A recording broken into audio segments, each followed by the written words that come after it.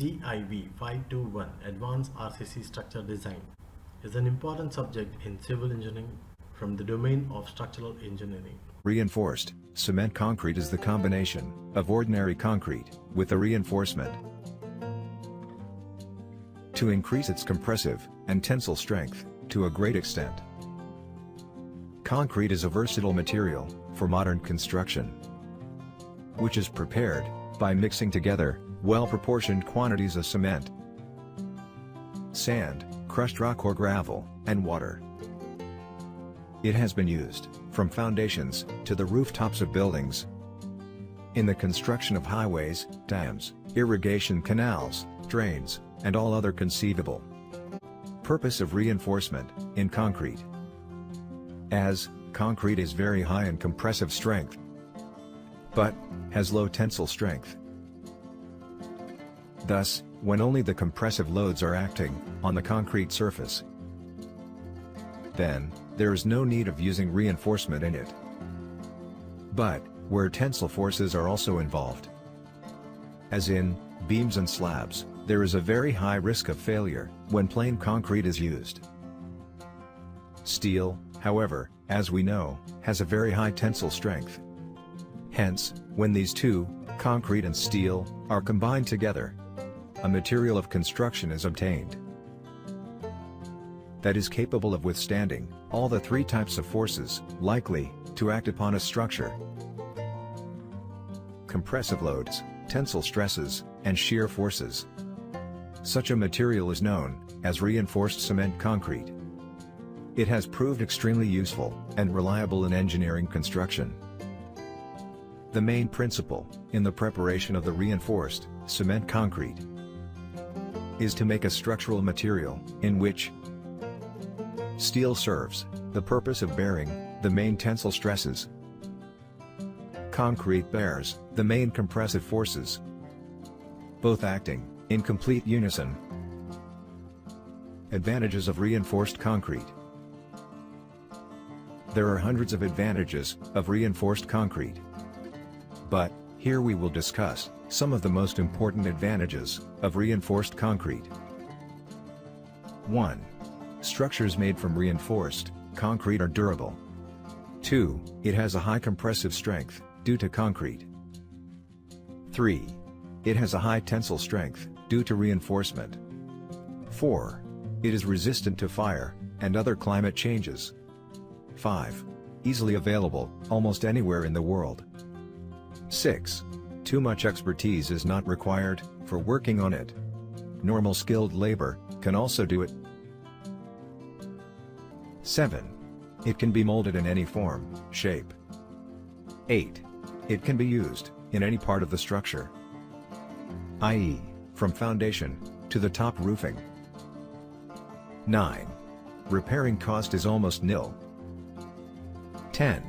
It is more economical compared to other materials. Generally, people don't need any explanation why one should study this subject, because students are inspired by seeing the images of wonderful structures they come across in their life to become a civil engineer. And once a student takes admission to become a structural engineer in post-graduation course, he should be very much thorough with the subjects. The considerations and the concepts and the background of this subject is very essential. In this subject 521, Advanced RCC Structure Design, the intended course outcomes, that is, what is expected from the student at the end of the course, is that the student should be able to establish competence and proficiency in designing of advanced reinforced concrete structures. Course outcome 2. Practice the methods of design for typical and irregular structures using Indian standard codal provisions. And outcome 3 is distinguish the principles of analysis and design of special RCC structures with slender column, grid floors, etc. So this is the syllabus. So it's a wonderful syllabus and very interestingly designed syllabus for the course of design. And in this and in unit 1 we'll study about the slender column and the design of grid floors. So as you remember from your undergraduate days, column is a essentially a compression member, and the performance of column depends upon its slenderness ratio, and when L by D ratio is more than 12, the member is said to be long or slender. So for design consideration of a slender or long column is different from the axially loaded short column. So in the first unit we will deal with the design of slender column. With that we have a grid floor. These are the some of the sample of grid floors. It is basically a combination of beam and slab put together, and it is being adopted at various places in the modern construction, and it is very desirable that students should learn this. These are also called as waffle slab. You have eaten waffles, right? So these are called waffle slabs also.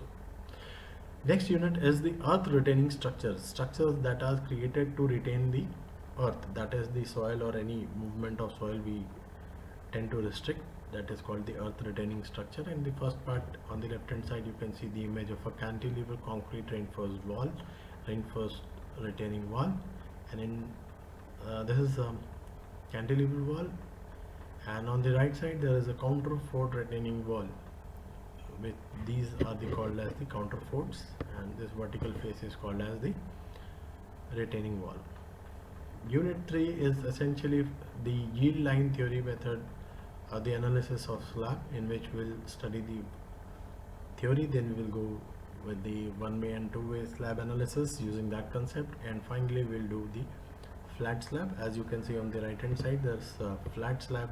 You can see slab without a beam, which is highly used in commercial malls and complexes, buildings where people don't like to. It gives a very nice aesthetic view, and people like to use this in a big way now. And the unit 4, that is the design of domes, rectangular tanks, Intze tank. So these are the domes, and they have their own advantage in RCC structure. The reinforcement is reduced, the stresses is reduced.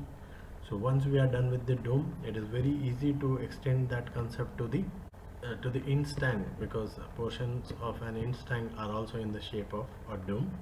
And in between we will study the rectangular tank. Initially the water tanks were made up of rectangular shape, modified, and now generally you will find that Intze tank is being used and adopted in many of the locations. So these are the footings. So on the left hand side you can see a massive mat or a footing is being laid, on which there will be several columns will be extended from that single mat or a footing. So this is a mat footing, and this is a combined footing in which more than one column will be resting on a single footing. So this is a visual example of combined footing, and on the left hand side of the screen there is the mat foundation. Unit 6 deals with miscellaneous structures like bunkers, silos, and deck beams. Bunkers are been a buzzword during the wars, and during Second World War people used them. Silos are these cylindrical storing tanks made up of concrete, massive industrial structures, and it is a very important structure. And a deep beam having high depth to span ratio. Generally high depth to span ratio beam is referred to as the deep beam, and they have torsion. They have a tendency of torsion. So design of deep beam essentially deals with the shear, bending, and then we'll check for torsion as well.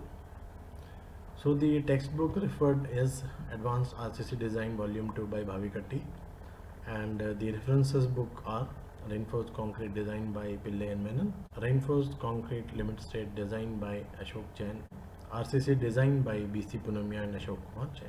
So looking forward to see you all in the class, and we'll discuss this advanced RCC design, and don't forget to carry your IS code 456 and other codes, relevant codes that are required during the course.